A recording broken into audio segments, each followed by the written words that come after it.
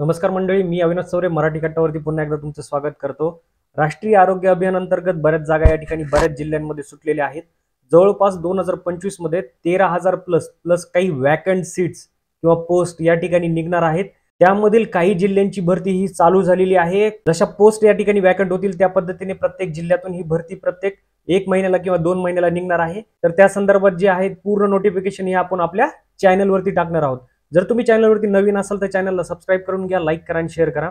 आजची जी ऍडव्हर्टाइजमेंट आहे ती सुद्धा या ठिकाणी राष्ट्रीय आरोग्य अभियान अंतर्गतच निघलेली आहे। लक्षात घ्या, सातारा जिल्ह्यामध्ये आहे। तर चला तर स्टार्ट करूया आजचा व्हिडिओ। तर यामध्ये बघा, कंत्राटी पदभरती जाहिरात या ठिकाणी निघालेली आहे। राष्ट्रीय आरोग्य अभियान अंतर्गत निघालेली आहे। जिल्हा आरोग्य सातारा। यामध्ये बघा ही रिक्त पदे आहेत, ही भरायची आहेत। जाहिरात ही 24/3/2025 ला पडलेली आहे।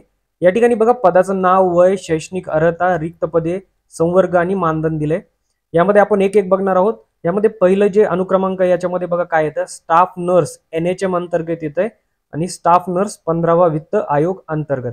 तर स्टाफ नर्सचेच पद आहेत, पण दोन्ही या ठिकाणी जे आहेत NHM आणि एक आयोग अंतर्गत येते। ठीक आहे, 15व्या वित्त आयोगाच्या अंतर्गत। त्यानंतर बघा वय बघा 43 वर्ष NHM साठी आहे आणि कार्यरत कर्मचारी 5 वर्ष शिथिलता असेल। राखीव 43 वर्ष NHM कार्यरत कर्मचारी 5 वर्ष शिथिलता। तर दोन्ही एकच आहे याच्यामध्ये।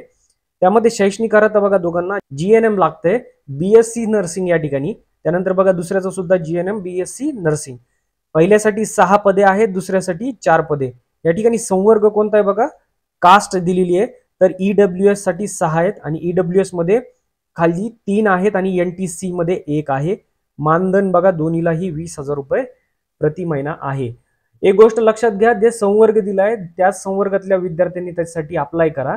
जर तुम्ही इतर संवर्गात येत असाल आणि तुम्ही अप्लाय केला तर तुम्ही त्यासाठी निवडले जाणार नाहीत, ही गोष्ट लक्षात घ्या। पुढे मी त्या अटी आणि शर्ती तुम्हाला सांगणार आहे, शेवटपर्यंत व्हिडिओ बघत राहा। यामध्ये बघा 2 नंबरचं जे आहे त्यामध्ये जिल्हा कार्यक्रम व्यवस्थापकाचं आहे। राखीव 43 NHM कार्यरत कर्मचारी 5 वर्ष शिथिलता आहे। एनी मेडिकल या ठिकाणी फील्ड दिले, ग्रॅज्युएट झाला असेल कशामधून, MBBS आहे, BAMS आहे, BHMS, BUMS आणि BDS मध्ये with MPH MHA MBA in health. ठीक आहे, याच्यापैकी काही झाला असेल, एक पद आहे, तुम्ही त्यासाठी पात्र आहात। SCBC साठी या ठिकाणी एक पद आहे, SCBC नीच या ठिकाणी फॉर्म भरावा। 35,000 रुपये तुम्हाला प्रति महिना मानधन आहे।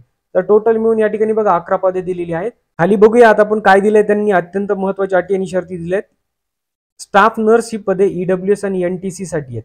यामध्ये इतर संवर्गातील विद्यार्थ्यांनी जर अप्लाय केला तर तो अपात्र ठरवला जाणार आहे, ही गोष्ट तुम्ही सगळ्यांनी लक्षात घ्या। याबाबत कोणताही आक्षेप आणि पत्रव्यवहार विचारात घेतला जाणार नाही। ही कंत्राटी स्वरूपाची नियुक्ती आहे, 12 महिन्यांकरता आहे। या ठिकाणी ते एक लक्षात ठेवा तुम्ही, उमेदवाराने विहित नमुन्यातील अर्ज आवश्यक कागदपत्रांच्या छायांकित प्रतींसह, ठीक आहे, राष्ट्रीय आरोग्य अभियान कार्यालय जिल्हा परिषद सातारा येथे 24/3/2025 ते 7/4/2025 पर्यंत तुम्हाला जमा करायचं आहे। ठीक आहे, तर तुम्हाला हे सर्व जे आहे ते कागदपत्र त्यांच्या ऑफिसमध्ये नेऊन द्यायचे आहेत। त्याचा अर्जाचा नमुना दिलेला आहे। अर्जाचा नमुना तुम्हाला जर कसा, या ठिकाणी अर्जाचा नमुना कसा भरायचा हे जर माहित नसेल, त्या या ठिकाणी बघा राष्ट्रीय आरोग्य अभियानांतर्गत 2025 जिल्ह्यांसाठी सर्व ऑनलाईन आणि ऑफलाईन फॉर्म कसे भरले जातात याचा व्हिडिओ टाकलेला आहे, तर तुम्ही या ठिकाणी जाऊन तो बघू शकता। SCBC EWS भज क मध्ये प्रवर्गातील उमेदवारांना 150 रुपये तुम्हाला शुल्क राहणार आहे। त्यामध्ये बघा त्यांनी जे आहे ते DD काढायचं आहे किंवा या ठिकाणी अकाउंट नंबर दिलेला आहे, district integrated society for health family welfare programme Satara. यामध्ये बँक ऑफ महाराष्ट्र आहे, त्यांचं अकाउंट नंबर, IFSC कोड आणि ब्रँच कुठली आहे ते सुद्धा दिलंय। तर त्याच्या बाबतीत तुम्ही ऑनलाईन मध्ये सुद्धा जमा केलेल्या प्रिंटची तुम्हाला करू शकतात। त्याच्यामध्ये तुम्हाला प्रिंटची पावती जी आहे ती सादर करावी लागणार आहे। यासोबत बघा इतर माहितीसाठी आवश्यक किंवा इथून पुढे फॉर्म भरला तर तुम्हाला अपडेटसाठी जे ते www.zpsatara.gov.in वरती लक्ष द्यावं लागणार आहे। त्याच पद्धतीने तुम्ही जर या ठिकाणी चॅनलवरती नवीन असाल तर चॅनलला सबस्क्राईब करून घ्या, लाईक करा आणि शेअर करा। आपल्या चॅनलवरती सुद्धा या सगळ्या अपडेट तुम्हाला भेटून जाणार आहेत। जाहिरातीच्या दिवशी सदर पदासाठी कमाल वयोमर्यादा अराखीव प्रवर्गासाठी 38 वर्ष आहे आणि राखीव प्रवर्गासाठी 43 वर्ष आहे। ठीक आहे, आणि 5 वर्षांची वयोमर्यादा शिथिल आहे।